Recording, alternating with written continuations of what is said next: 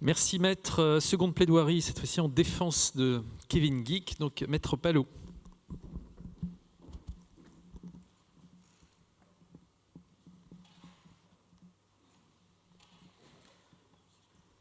Madame le Président, je tiens à ce qu'aujourd'hui, avant tout, on ne se trompe pas de procès. Ce n'est pas aujourd'hui le procès de la cybercriminalité. Ce n'est pas non plus aujourd'hui le procès d'un grand cyberterroriste qui aurait cherché à porter atteinte à l'armée, à l'État, à la nation française, comme on a pu l'entendre dans la bouche de Madame le procureur. Alors Madame le procureur a bien évidemment insisté sur le climat extrêmement complexe et tendu de menaces terroristes dans lequel se trouve la France aujourd'hui. Et je ne veux surtout pas que ce contexte puisse nous amener à nous tromper de procès. Kevin Geek, ce n'est rien d'autre qu'un banal petit bidouilleur en quête de gloire qui s'est dit qu'il pourrait profiter de la situation et pour réussir un exploit technique et pour éponger ses dettes de jeu. Et donc, Madame le Président, pour reprendre la dualité qui a été soulignée par le ministère public, vous allez aujourd'hui avoir à juger deux Kevin Geek. Le premier, qui sera reconnu coupable des faits qui lui sont reprochés, c'est Kevin Geek le hacker, c'est-à-dire celui qui a fait une prouesse technique pour éponger ses dettes en quête de gloire. Et chronologiquement, c'est tout ce qui va se passer entre l'implantation du cheval de Troie sur le PC de M. Nick Douille et le moment où Kevin récupère les données avec le drone qu'il pilotait, il l'a reconnu. Puis la deuxième volet de ce procès, et pour lequel Kevin Geek sera relaxé des faits qui sont reprochés, c'est Kevin Geek, l'apprenti maître chanteur maladroit vis-à-vis de M. Nick Douille. Je commence donc par le procès de Kevin Geek, le hacker. Kevin Geek s'est décrit pendant toute cette instruction comme un white hat, ce qu'on appelle des hackers éthiques. Personnellement, je n'y crois pas du tout. Personne n'y croit. La vérité, c'est que Kevin, c'est un nerd. Vous savez tous, ces gens qui passent leur nuit à écrire de la ligne de code, jouer à World of Warcraft, et dont la vie, finalement, se résume à l'informatique et aux jeux en ligne. Donc World of Warcraft, mais aussi le poker. Le poker qu'il joue en ligne, qu'il joue également dans des cercles de jeux plus ou moins légaux. On y reviendra, ça a une importance dans cette affaire. En juillet 2015, mon client va apprendre dans la presse qu'il y a eu une fuite de données qui a fait énormément de bruit dans le secteur de la sécurité. Vous avez peut-être entendu parler des 400 gigas de données de la société Hacking Team, une société italienne qui se sont retrouvées littéralement volatilisées et qui se sont retrouvées sur la toile. Dans le Deep Web, cette affaire, ça a fait un bruit énorme, tout un foin. Et à partir de là, mon client, il est devenu obsédé par cette affaire. Pourquoi ? Parce que parmi ces données, il y avait des échanges de mails entre la société Boeing et la Hacking Team qui faisaient état de drones capables de pirater un poste à distance, un poste informatique à distance. À partir de là, mon client, il ne pense plus qu'à ça, et ça devient une véritable obsession. Quelques mois après avoir signé son contrat de travail et commencé son travail dans la société Radixify, on est à la fin de l'année. Mon client, comme chaque année, décide de ne pas fêter les fêtes de fin d'année avec sa famille, et on a expliqué les raisons familiales qui l'amènent justement à fuir sa famille, et il décide de passer les fêtes de Noël à l'étranger, et il profite d'une réduction de moins 85% pour un séjour en Tunisie. Vous comprenez déjà l'état de crédulité de mon client qui ne comprend pas où se trouve peut-être le petit piège dans cette affaire. Quoi qu'il en soit, il se retrouve pendant les fêtes d'année en Tunisie. Pendant une nuit, dans un club, dans une boîte de nuit, il fait la rencontre d'un homme qui se présente comme Monsieur Mam et avec qui il va discuter tranquillement. Il boit un verre, il boit deux verres. Je ne sais pas si vous avez déjà vu un geek ou un nerd dans une boîte de nuit, c'est souvent assez rigolo. Au premier verre, il est rigolo, au deuxième verre, il devient un peu malade et puis il se met à se faire mousser. Et vous savez ce que ça donne ? « je travaille dans une société de sécurité informatique. Oui, je travaille sur des sujets sensibles, secret défense, mais je ne peux pas vous en parler. » Un troisième verre, et finalement, il lui raconte tout. Et Monsieur Mam, il va dire à mon client, « Écoute, moi, je travaille pour des gens, t'as pas besoin de savoir qui c'est des gens plutôt bien, eux aussi, c'est des white hats, eux aussi veulent montrer que les systèmes de sécurité français, c'est faible. Ce que je peux te dire, en tout cas, c'est qu'ils sont prêts à te donner beaucoup d'argent si tu pouvais leur donner quelques informations classées secret défense pour montrer que les prestataires informatiques français et la défense, c'est pas des gens sérieux. » Au début, Kevin Geek, il va refuser. Il vient de signer son contrat de travail, il vient de commencer dans la société Radixify, après quand même 2 ans de chômage. Et pourtant, ce serait facile pour lui. Parce qu'il a effectivement accès en direct à des données classées confidentielles, à des données secret défense, puisqu'il se rend fréquemment sur le site de Grenier les Napoléons pour effectivement les mises à jour des systèmes de sécurité informatique. Il lui suffirait de prendre une clé USB, de récupérer ces informations, de les envoyer à M. Mam et d'encaisser son chèque. Donc au début, il refuse, et puis finalement, il y a 2 facteurs pendant ce séjour en Tunisie qui vont le faire changer d'avis. Le premier, c'est qu'il se rappelle que c'est là, finalement, l'occasion rêvée de réaliser ce hacking avec un drone dont il rêve depuis des années. Le deuxième facteur, c'est le SMS que lui a envoyé sa concierge ce jour-là pour l'informer du passage de 3 amis joueurs de l'équipe moldave de baseball qui venaient lui parler d'une vieille partie de poker. Et donc, quand il met en place le hacking, finalement, Kevin Geek, dans quel état d'esprit il est? Il ne sait pas qui est ce monsieur Mam, il sait encore moins que ce monsieur est fiché S, il ne sait pas où vont aller ces informations, en tout cas, il n'a pas trop envie de le savoir.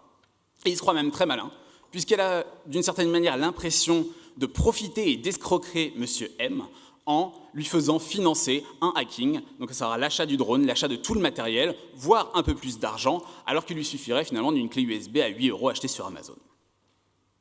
Alors pour réussir son coup, c'est vrai, mon client a bien inséré un cheval de Troie dans le PC de M. Nicdouille, et c'est vrai, c'est lui qui pilotait le drone, mon client l'a toujours connu, bien avant d'ailleurs que je le représente, il l'a reconnu dès les premières auditions faites devant les services de la gendarmerie.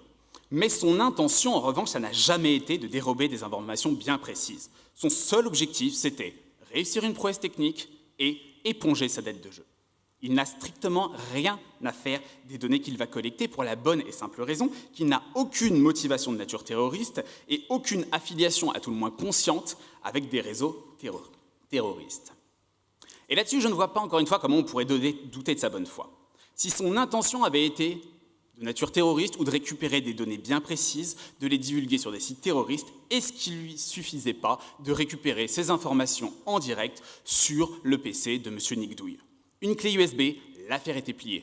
Et si vraiment, le jour J, le jour de son déplacement, les données ne s'étaient pas présentées, à ce moment-là, il aurait pu prétexter pour revenir, par exemple, sur une erreur de mise à jour, revenir sur le site et récupérer une nouvelle fois ces données.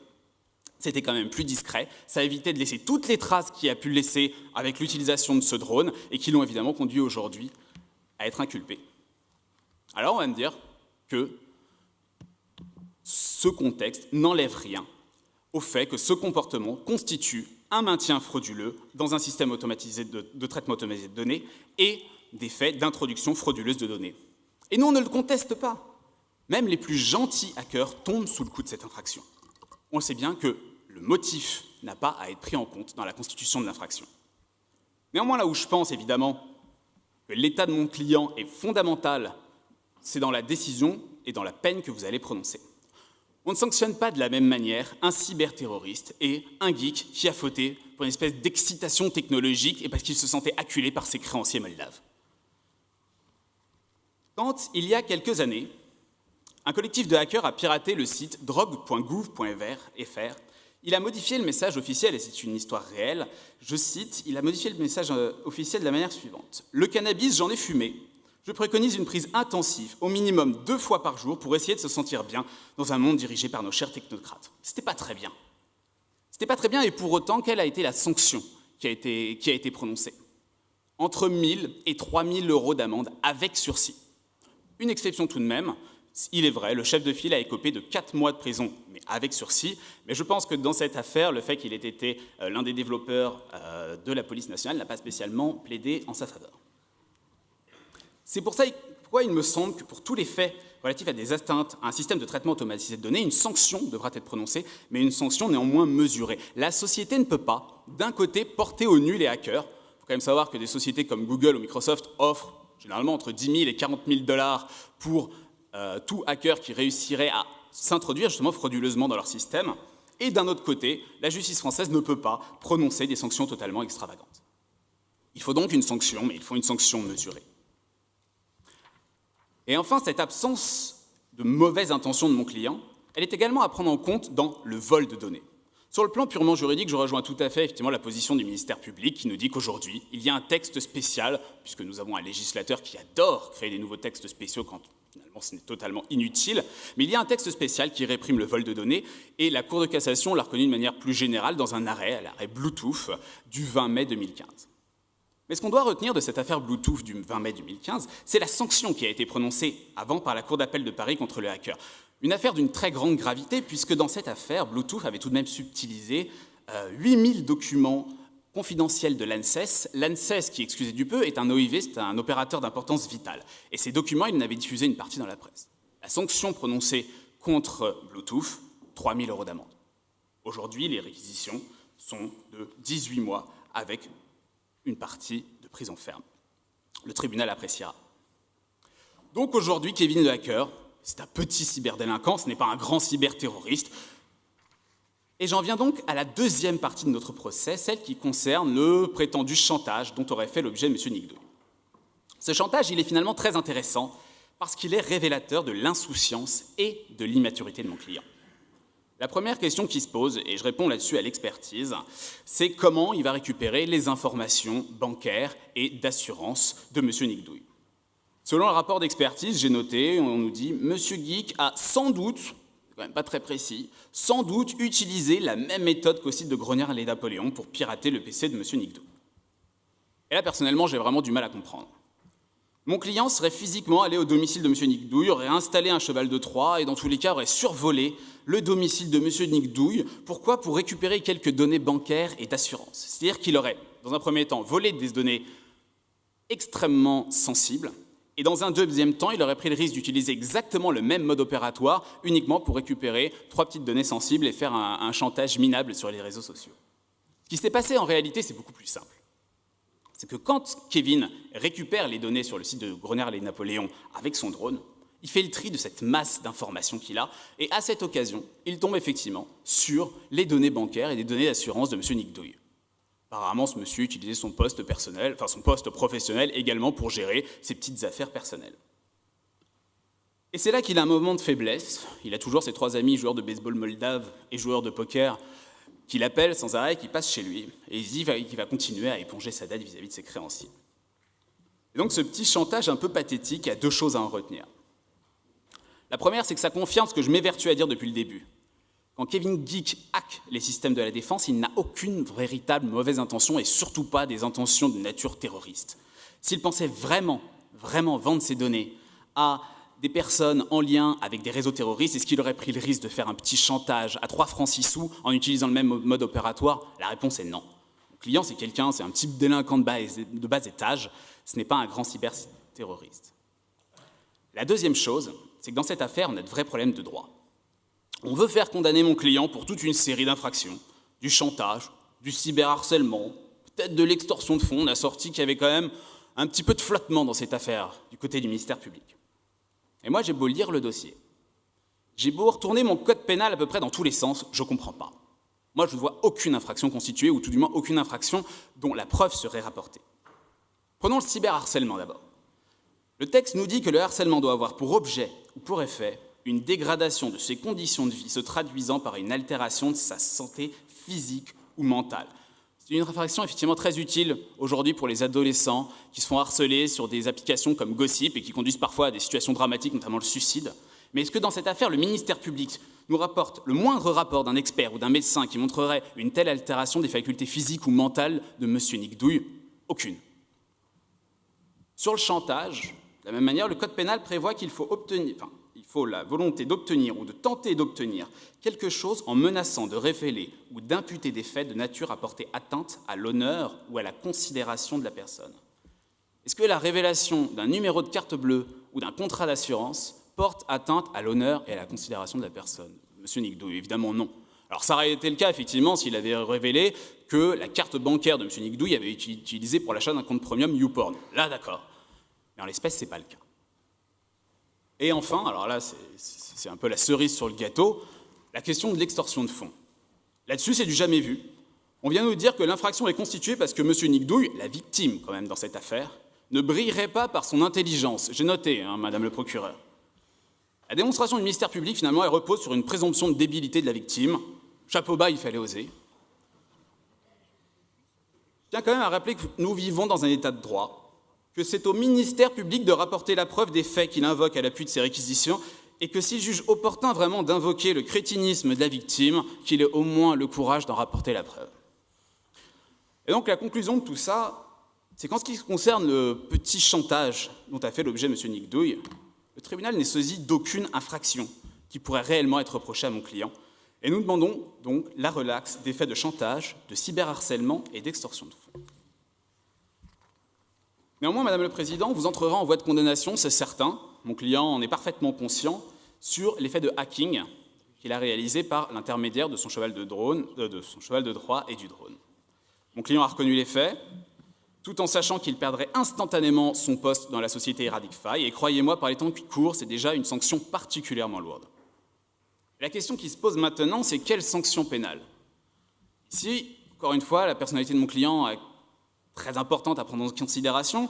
On a un jeune homme qui a réussi, par la force de son travail et par certains talents, à s'extraire d'une condition très difficile. Il a été abandonné par son père à la naissance. Il a quasiment été livré à lui-même toute sa jeunesse, puisque sa mère, manifestement, effectivement, s'occupait plus de ses conquêtes masculines que de son fils, c'est ce qui ressort de l'enquête sociale.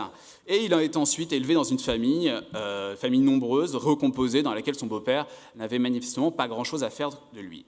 Et pourtant, grâce à sa passion pour les sciences, son talent pour l'informatique, et parce que c'est quelqu'un de travailleur, il a réussi à décrocher un bac avec mention et un BTS système numérique option informatique et réseau. Et personne ne pourra contester que mon client a un véritable talent dans ce qu'il fait. Il n'y a qu'à voir ce qu'il a réussi à faire avec un drone et un petit Raspberry Pi, et finalement, on voit qu'il est capable de choses exceptionnelles. Et la question qui se pose à vous aujourd'hui, Madame le Président, c'est de savoir au service de qui on a envie que M. Geek mette ses compétences. La première des solutions, c'est celle qui est proposée par le ministère public. Une peine d'emprisonnement ferme, c'est original. Allons-y. Allons-y, envoyons M. Geek à Fleury-Mérogis. Envoyons en prison un jeune homme complètement perdu, complètement faible finalement, influençable, mais qui est aussi capable de pirater un centre stratégique de l'armée. Quelqu'un pour qui il a fallu une soirée à un terroriste pour réussir à le faire entrer dans les systèmes de la défense en le faisant croire qu'il était un white hat. Mais allons-y, mais donnons pâture à tous ces gens, à tous ces détenus de la prison de Fleury-Mérogis qui ont applaudi Sarah Abdeslam quand il est rentré à Fleury-Mérogis. Aujourd'hui, vous avez un jeune homme un peu perdu. Dans 6 mois, vous aurez quelqu'un capable de pirater une centrale nucléaire et qui sortira en parfait petit djihadiste. La deuxième solution, et qui pour moi est évidemment la seule qui s'impose à vous, c'est de lui donner une chance de mettre ses compétences au service de la société française, de l'administration française, des sociétés françaises en matière de sécurité informatique. Pour cela, néanmoins, il faut effectivement une mesure forte, dissuasive. Il faut également une mesure incitative, et donc évidemment, la seule solution qui s'impose à vous aujourd'hui, c'est un sursis avec mise à l'épreuve. Sur les modalités de ce sursis, je rejoins évidemment la proposition du ministère public quant à l'obligation de créer un site de cyberprévention, c'est une excellente idée. Je la rejoins évidemment sur l'obligation de soins concernant son addiction au poker. En revanche, nous demandons évidemment la non-révocation du sursis et surtout aucune peine de prison ferme.